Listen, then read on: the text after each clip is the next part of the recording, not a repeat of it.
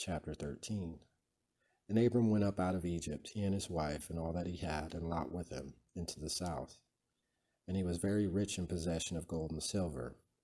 And he returned by the way that he came, from the south to Bethel, to the place where before he had pitched his tent between Bethel and Hai, in the place of the altar which he had made before, and there he called upon the name of the Lord.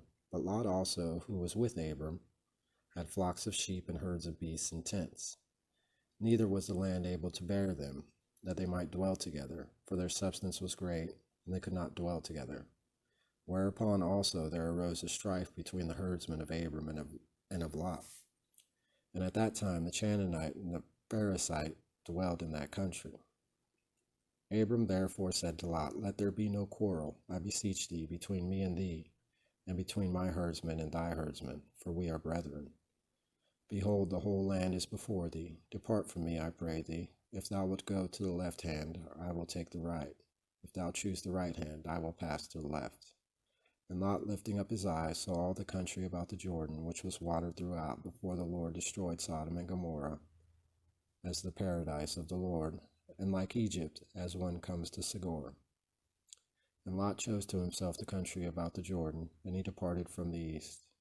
And they were separated, one brother from the other. Abram dwelt in the land of Canaan, and Lot abode in the towns that were about the Jordan, and dwelt in Sodom. And the men of Sodom were very wicked and sinners before the face of the Lord beyond measure.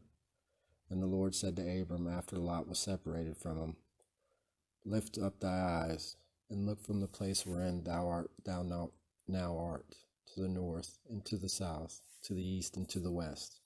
All the land which thou seest I will give to thee, and to thy seed forever. And I will make thy seed as the dust of the earth. If any man be able to number the dust of the earth, he shall be able to number thy seed also. Arise and walk through the land in the length, and in the breadth thereof, for I will give it to thee. So Abram, removing his tent, came and dwelt by the vale of Mamre, which is in Hebron, and he built there an altar to the Lord.